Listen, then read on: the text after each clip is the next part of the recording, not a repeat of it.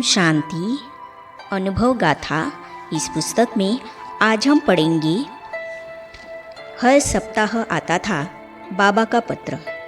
इस विषय पर ब्रह्मा कुमार मोहन सिंघल भाई आबू पर्वत अपने अनुभव इस प्रकार सुनाते हैं। तो चलिए आज हम इसे पढ़ते हैं।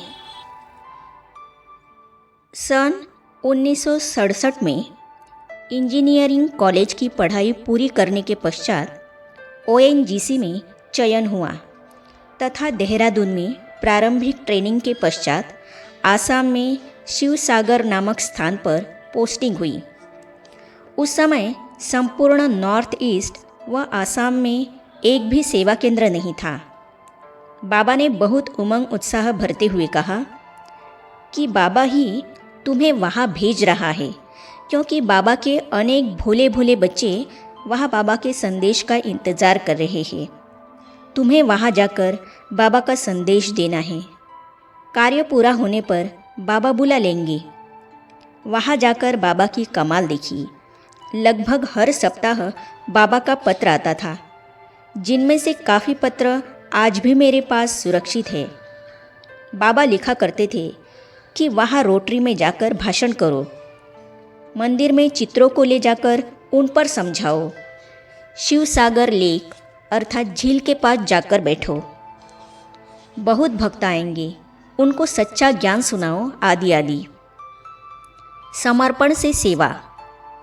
हम भी प्रतिदिन बाबा की आज्ञा का पालन कर निमित्त बन यह सेवा करते रहे और देखा कि 3-4 महीनों में ही बाबा के अनेकानेक बच्चे तैयार हो गए। उनमें मारवाड़ी माताएं अधिक थी।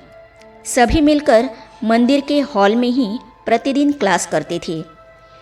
हमारा अनुभव है कि यदि हम निस्वार्थ भाव से बाबा पर समर्पण हो जाते हैं तो बाबा स्वयं ही हमें निमित्त बनाकर सेवा कराते रहते हैं।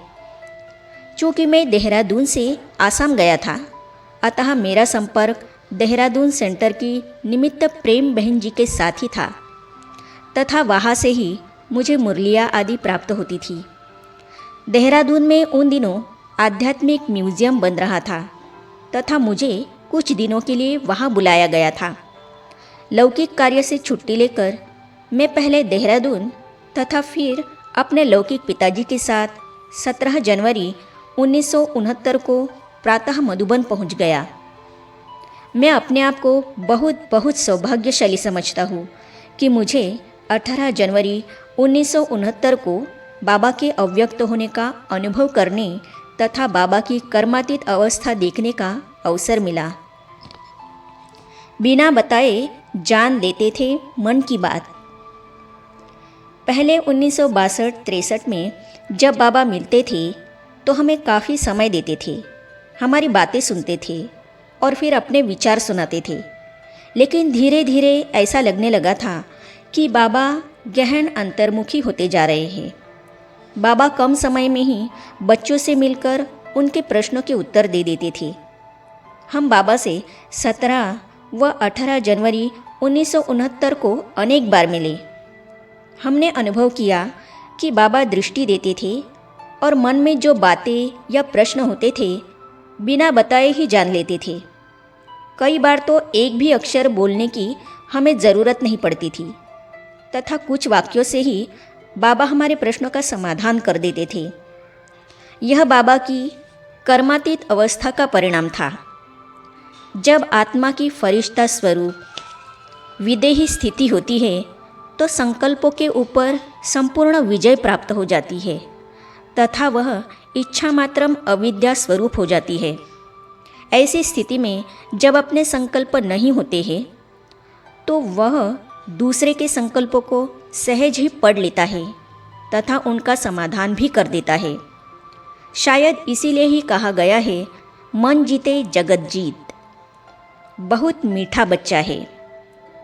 18 जनवरी को बाबा ने प्रातः क्लास में मुरली नहीं चलाई थी, केवल योग ही कराया था। उस दिन रात्रि क्लास प्रतिदिन की तुलना में लगभग 1-1.5 घंटे पहले कराया। प्रातः बाबा को खांसी आती थी, पर उस दिन पूरी रात्रि क्लास में बाबा को एक बार भी खांसी नहीं आई। जो इस बात का सूचक है कि कर्मातीत बनने पर कर्मभोग के ऊपर योग बल की संपूर्ण रीति से विजय हो जाती है। उस रात्रि क्लास में मुरली सुनते सुनते मेरे मन में संकल्प आया कि बाबा मेरे बारे में कुछ बोले। सचमुच ही कुछ क्षणों में ही बाबा ने महावाक्य उच्चारे, यह बच्चा मोहन है, बहुत मीठा बच्चा है, कभी भी किसी की निंदा नहीं करेगा, संपूर्ण बन जाएगा। उस रात्रि क्लास में बाबा की अधिकतर मुरली निंदा हमारी जो करे, मित्र हमारा सोए, इस पर चली थी। बाबा के महावाक्यों को हम सदा ही स्मृति में रखने का प्रयास करते हैं। मुरली के बाद बाबा ने हिस्ट्री हॉल के दरवाजे पर खड़े होकर एक नई बात कही थी। अच्छा, बाबा बच्चों से छुट्टी लेता है, विदाई लेता है, ये शब्द बाबा ने पहले कभी नहीं उच्चारे थे। इस बात का राज तो उनके अव्यक्त होने के बाद ही सबकी समझ में आया। बाबा ने 18 जनवरी 1969 की रात्रि को शरीर छोड़ा और 21 जनवरी 1969 को दोपहर बाद उनका अंतिम संस्कार किया गया।